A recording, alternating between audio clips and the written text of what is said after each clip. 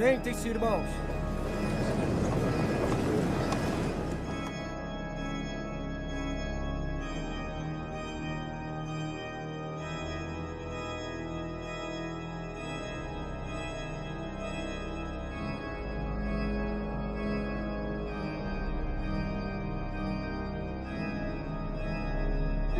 Venha até o altar.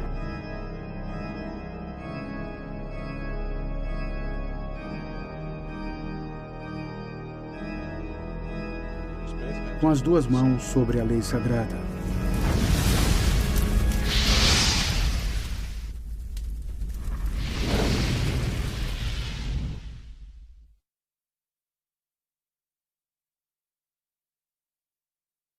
Prezados amigos, o casamento da maçonaria com as grandes denominações evangélicas brasileiras é um assunto que voltou com muita força quando um site evangélico publicou que a Convenção Batista Brasileira foi fundada pela maçonaria e que a Igreja Presbiteriana do Brasil também teve e tem até hoje forte ligação com a Irmandade Maçônica.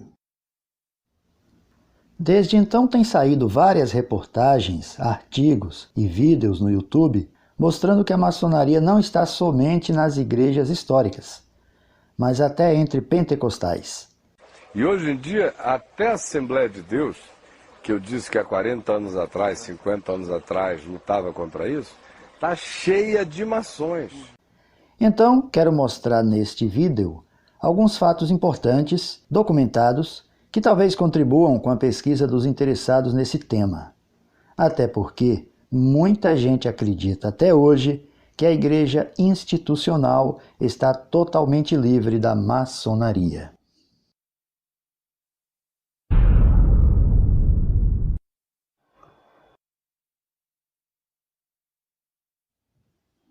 Este vídeo não tem a intenção de combater a maçonaria e muito menos defendê-la, mas somente sustentar a ideia de que toda sociedade secreta, por mais organizada e filantrópica que demonstre ser, é considerada, pela maioria dos cristãos, incompatível com os princípios do cristianismo bíblico.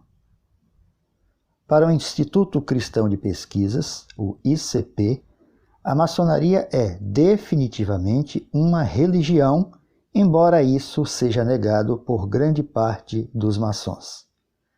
Já para os maçons, a Irmandade tem somente caráter religioso, como explica o venerável mestre Marcílio Rode, da loja maçônica Prosperidade e Esperança de São Paulo. A maçonaria tem um caráter religioso, mas não é religião. Enfim, é uma ordem, não diria secreta, eu diria mais uma ordem discreta, que busca aprimorar o ser humano em todos os seus aspectos.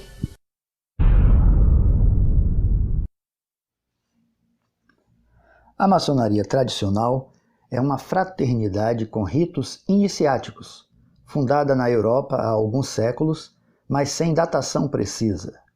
Maçons ingleses defendem que os seus primeiros registros documentais são datados de 1717 em Londres, onde existe, até hoje, a Grande Loja Unida da Inglaterra, uma espécie de quartel-general de um dos ramos da Irmandade, e tem vários rituais, segredos e princípios, além de uma vasta simbologia.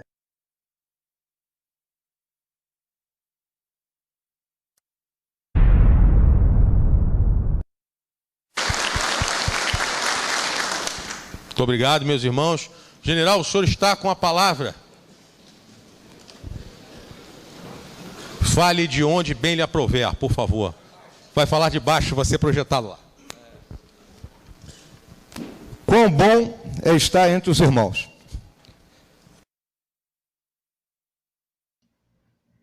E onde a maçonaria está? Meu amigo, não se engane. A maçonaria está em todo lugar. Nos esportes, na política, nos tribunais, nas artes e, claro, nas religiões. Se você é membro de uma igreja evangélica ligada a um sistema de sínodos e concílios superiores, saiba que todos os indícios apontam para, se não um controle, pelo menos um monitoramento ostensivo da fraternidade maçônica.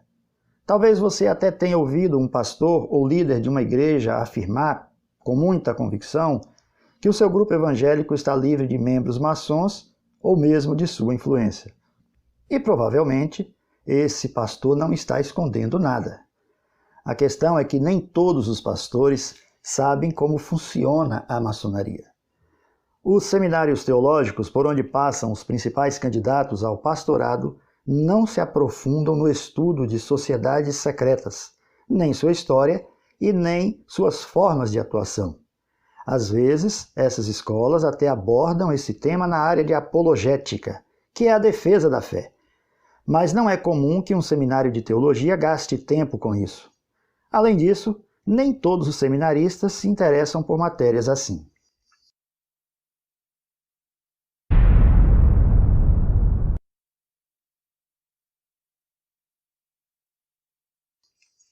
Se você quiser conceituar a maçonaria com poucas palavras, talvez a melhor frase seja: o olho que tudo vê. Esta é uma frase muito usada na maçonaria e tem a ver com um de seus mais conhecidos símbolos, a pirâmide maçônica. Esse símbolo é bem conhecido por aparecer na nota de $1 americano. Vamos conhecer um pouco mais essa pirâmide. Observe essa imagem. Abaixo você vê uma flâmula com uma inscrição em latim, que numa tradução livre para o português seria Nova Ordem Mundial. A pirâmide está destacada em vermelho para manter o padrão do vídeo. Sempre que o sistema maçônico for ilustrado com uma pirâmide, ela estará em vermelho para facilitar a compreensão. Perceba que o topo da pirâmide é independente da base, indicando a supremacia de quem manda em um sistema piramidal maçônico. No corpo da pirâmide, os tijolos são iguais. Estudiosos entendem que essa composição homogênea representa as classes inferiores, que servem apenas para sustentar o topo.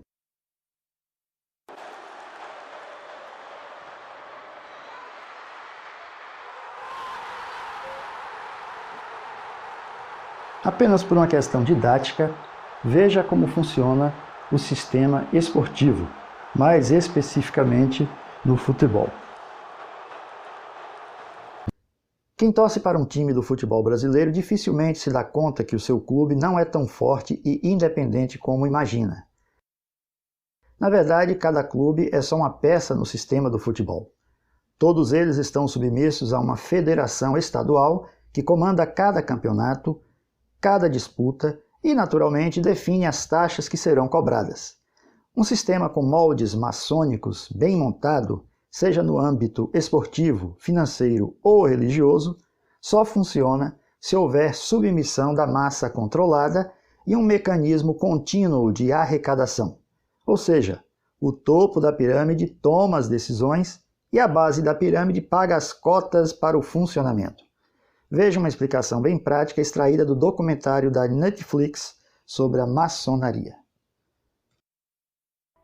Este é o grande templo da maçonaria na Inglaterra. Ele é do mesmo tamanho do estádio Twickenham de rugby. O venerável mestre Jonathan Spence é maçom desde 1982. A maçonaria é uma organização secular que encoraja seus membros a se tornarem os melhores da sua comunidade usando o ritual. E a metáfora usada para isso é a construção. Quando você constrói alguma coisa, você melhora conforme passa pela vida.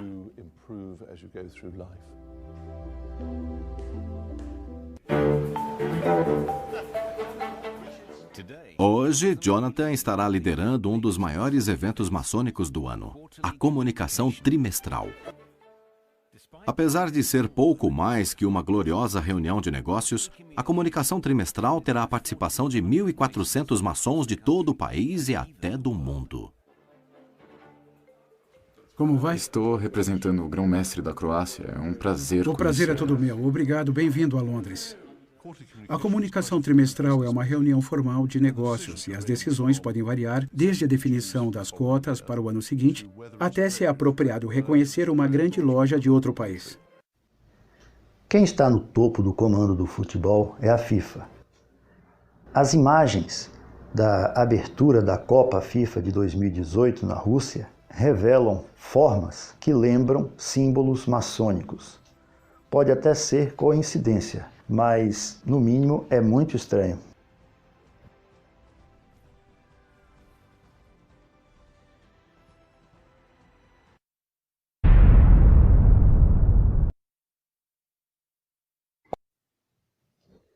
Como a maçonaria é uma fraternidade que preza pelos valores morais e pela ordem social, a sua atuação é muito ampla. Sendo assim, quero citar 3 organizações fundadas por maçons, ligadas à maçonaria e presentes em quase todo o mundo: o Lions Club, o Rotary Club e o Escotismo. O Lions Club Internacional é uma organização internacional de clubes de serviço cujo objetivo é promover o entendimento entre as pessoas, atender a causas humanitárias e promover trabalhos voltados a comunidades locais. Em 2015, o Lions contava com mais de 46 mil clubes locais em 200 países e quase 1,5 milhão de membros. O Rotary Internacional é uma associação de clubes de serviço cujo objetivo é unir voluntários a fim de prestar serviços humanitários, promovendo a paz em nível internacional e exaltar valores éticos, que são expressos através da prova quádrupla, que é basicamente um questionário de 4 perguntas reflexivas. Existem mais de 34 mil clubes Rotary no mundo, com cerca de 1.200.000 membros, chamados rotarianos. O Rotary também tem um rigoroso sistema de rodízio em seus cargos, impedindo assim que alguém se perpetue no comando. O governador anterior passa o bastão para o governador seguinte. Por isso a palavra Rotary, rodar, os cargos todos no mesmo dia. É coisa de Rotary. Rotary é grandioso. O escotismo foi fundado em 1907 por Robert Baden-Powell. Várias lojas maçônicas no mundo inteiro levam o seu nome. O escotismo é um movimento juvenil mundial, educacional, voluntariado, apartidário e sem fins lucrativos. A sua proposta é o desenvolvimento do jovem por meio de um sistema de valores que prioriza a honra, baseado na promessa e na lei escoteira. Quem foi criança nas décadas de 70 e 80 e que gostava de ler quadrinhos, talvez se lembre dos escoteiros mirins, um grupo de garotos liderado pelos sobrinhos do Pato Donald. Os escoteiros mirins viviam em contato com a natureza, cuidando de animais feridos, apagando focos de incêndio em bosques e florestas e fazendo casas nas árvores. Uma característica marcante dos escoteiros mirins, e que é um forte comportamento maçônico, era o seu grande empenho para receber medalhas, reconhecimento e condecorações do escotismo. Bem, o que havia por trás disso? A verdade é que esses garotos dos quadrinhos são personagens dos estúdios de Walt Disney, um maçom grau 33 que usou seu trabalho artístico para difundir os valores maçônicos. A criança ou adolescente que ingressa no escotismo é iniciada nessa atmosfera de cooperação e fraternidade, despertando assim, se for o caso, sua vocação futura para as atividades maçônicas. Tanto o escotismo quanto o Lions Club e o Rotary Internacional exaltam virtudes, valores éticos e a paz mundial. É praticamente impossível conhecer e relatar todas as atividades e influências maçônicas dentro do sistema religioso do cristianismo, mas podemos enumerar alguns pontos bem visíveis e fáceis de identificar. As 2 principais igrejas históricas do Brasil, ou pelo menos as mais conhecidas, são as igrejas batistas históricas e também a Igreja Presbiteriana do Brasil. Vamos começar pela Convenção Batista Brasileira, apontada pelos críticos como o primeiro braço da maçonaria na Igreja brasileira. Voltando ao século XIX, a Igreja Católica e os maçons estavam se desentendendo no mundo todo, e em 1884, o Papa Leão XIII condenou definitivamente a maçonaria. Nós sabemos que, historicamente, o Papa Leão XIII, ele condenou definitivamente a maçonaria e, através da sua encíclica Humanum Genus, do dia 20 de abril de 1884, determinou qual era a atitude da Igreja Católica diante da instituição maçônica. Logo em seguida, essa determinação do Papa foi acompanhada por um decreto do Santo Ofício que dizia que a maçonaria era uma instituição excomungada. Com isso, as relações da Igreja Católica no Brasil e as lojas maçônicas ficaram mais tumultuadas. Nesse ínterim, a Missão Batista Norte-Americana estava em processo de implantação do seu trabalho missionário no Brasil.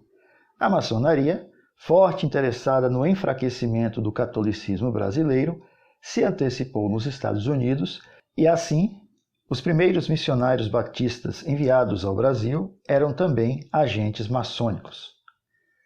William Bagby, um dos primeiros a chegar ao Brasil, além de ter sido batizado por um pastor que era maçom, foi ainda consagrado ao ministério da palavra no salão de uma loja maçônica. Seguiram-se, sustentados pela junta de Richmond, sendo todos maçons: Zachary Taylor, em 1882, Edwin Soper, em 1885, Edward Allen, em 1885. Além de outros, sendo que William Bagby, Edwin Soper e Edward Allen foram pastores da igreja em Santa Bárbara, que tinha entre seus membros um expressivo grupo de maçons. A maçonaria também ajudou os batistas brasileiros e ao pastor Salomão Ginsburg, também maçom, na construção do primeiro templo batista, em Campos de Goytacazes. Já a Igreja Presbiteriana do Brasil, apesar de não haver qualquer registro de que o seu primeiro missionário no Brasil, Ashbel Green Simonton, tenha sido maçom, é uma igreja com mais semelhanças maçônicas que a própria Igreja Batista histórica. A sua simbiose com a sociedade secreta vem desde a concepção da própria maçonaria moderna, no século XVIII. A primeira Constituição maçônica foi publicada em 1723, de autoria do pastor presbiteriano James Anderson. Essa carta magna da maçonaria é referência histórica e inspiração para centenas de outras constituições de grandes lojas e denominações evangélicas. O presbiterianismo calvinista histórico surgiu na Escócia e migrou para a Inglaterra e Estados Unidos, mesmo caminho percorrido pelo rito escocês da maçonaria anos depois, tornando-se muito forte nos Estados Unidos. Tanto é que o Supremo Concílio do grau 33 do rito escocês tem sua sede em Washington, D.C., para a jurisdição do Sul. Quando o presbiterianismo chegou oficialmente ao Brasil em 1859, logo recebeu forte apoio dos maçons, tanto de maçons americanos que vinham para o Brasil, como dos maçons brasileiros. A Irmandade enxergava nessa linha protestante uma estrada mais pavimentada para sua expansão. Houve alguma discórdia interna na Igreja Presbiteriana e em 1903 aconteceu uma divisão em que saiu um grupo que era contra a influência maçônica na Igreja. A parte que ficou na Igreja Presbiteriana do Brasil não apresentava oposição relevante às atividades maçônicas na denominação, e assim os maçons se tornaram membros dos concílios em todas as esferas durante décadas. Em 1950 foi promulgada a Constituição da IPB, vigente até os dias de hoje, com características maçônicas. É uma maçonaria, então? Claro. A igreja está organizada em moldes maçônicos. O sistema de concílios superiores. O pagamento de dízimos ao Supremo Concílio pelas igrejas locais e a forma como os concílios atuam são traços semelhantes à pirâmide maçônica. Como vimos no escotismo, os maçons, apaixonados pela sua ordem, gostam de testemunhar nas suas lojas que foram condecorados ou como cidadão exemplar, ou como professor homenageado da faculdade, ou empregado destaque da empresa, etc. Aqui um fato curioso. O rito escocês da maçonaria tem uma série de condecorações para maçons destacados, tais como grandes e soberanos inspetores gerais, veneráveis e eméritos. Esses títulos são muito cobiçados pelos maçons. Veja esse artigo da Constituição do Grande Oriente do Brasil e compare com a Constituição Presbiteriana. A Constituição Maçônica do Grande Oriente do Brasil, em seu artigo 32, diz: os maçons podem ser ainda eméritos, remidos ou honorários. 1. São eméritos os que têm 60 anos de idade e, no mínimo, 25 anos de referida atividade maçônica. Agora veja o artigo 57 da Constituição da Igreja Presbiteriana do Brasil. Aos presbíteros e aos diáconos que tenham servido satisfatoriamente a uma igreja por mais de 25 anos, poderá esta, pelo voto da Assembleia, oferecer o título de presbítero ou diácono emérito, respectivamente, sem prejuízo do exercício do seu cargo, se para ele forem reeleitos. Se você está planejando procurar na Bíblia Sagrada qualquer referência textual sobre bispo, pastor ou presbítero emérito, faz muito bem em procurar. Não é prudente ouvir uma informação importante em um vídeo no YouTube e tomar isso como verdade. Mas eu quero adiantar que você não vai encontrar nada sobre emerência na lei de Deus, porque o título de presbítero emérito não é uma ordenança do Senhor Jesus Cristo e nem uma prática da igreja primitiva. É somente uma condecoração dos rituais maçônicos, criada, formatada e inserida no sistema religioso por eles mesmos, para enriquecer sua vasta coleção de honrarias. Mesmo o título de bispo emérito na Igreja Católica tem formato diferente. Observe que o título constitucional presbiteriano de emérito não contempla nenhum irmão ou irmã crente da comunidade, sem um cargo de oficial e fora da pirâmide, mesmo que ele ou ela tenha contribuído com a Igreja durante 50 anos. Esse galardão maçônico é somente para os clérigos. Considerações. A maçonaria, mesmo sendo acusada de fazer tudo em segredo, se orgulha publicamente de ter em seu rol de membros pastores e outras lideranças cristãs, e assume isso sem qualquer problema. Sereníssimo Grão-Mestre, as igrejas evangélicas têm crescido muito nos últimos anos, ocupando o segundo lugar em número de fiéis.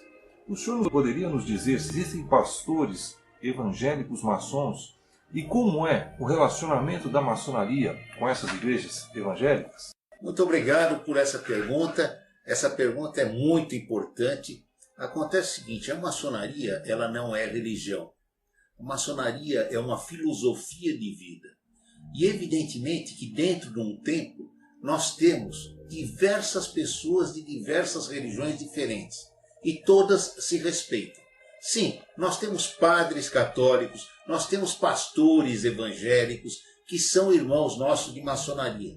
Eles trabalham porque dentro dos nossos templos nós temos um livro sagrado. E esse livro sagrado é a Bíblia, é um livro de moral. E nós temos diversos irmãos que fazem parte, que são evangélicos, que são católicos, que são budistas, que são maometistas, de todas as religiões. E isso é importante todos se reunirem no mesmo tempo. Outra coisa que eu quero deixar bem claro é que a maçonaria é a única que consegue congregar dentro de um templo todas as religiões. Mas, ao que parece, o sistema religioso, que sempre diz ser da luz, prefere não comentar nada sobre seu envolvimento com a maçonaria. É raro você ver uma igreja assumir essa relação. O Supremo Concílio da Igreja Presbiteriana do Brasil publicou em 2010 um documento dizendo: quanto à incompatibilidade com a maçonaria, o Supremo Concílio IPB 2010 resolve 1. Aprovar o documento. 2. Reafirmar a incompatibilidade das doutrinas maçônicas com a fé cristã. Desde essa publicação, está valendo uma recomendação às igrejas locais para não receberem em seu rol de membros nenhum associado de sociedades secretas, incluindo a maçonaria. No entanto, esse decreto levantou algumas perguntas, pois, por algum motivo não explicado, não houve recomendação a pastores ou presbíteros de deixarem também as entidades maçônicas, como Rotary Internacional e Lions Club. Ou seja, o maçom presbiteriano pode deixar a maçonaria e continuar como rotariano. Cuidado, meu irmão, cuidado, minha irmã. Enquanto o povo de Deus se dirige aos templos para adorá-lo e praticar a comunhão dos santos, muita coisa acontece nas sombras que os crentes não sabem. O Evangelho do Senhor Jesus Cristo é simples, nós é que complicamos. Peça discernimento a Deus. Pastor Daniel, tem problema eu ser batista e presbiteriano? Você que tem que dizer agora, amigão. Porque se eu fosse da batista, da presbiteriana, da metodista, eu saia de lá agora. Da Igreja Assembleia de Deus Madureira, que está podre, cheio de evidências.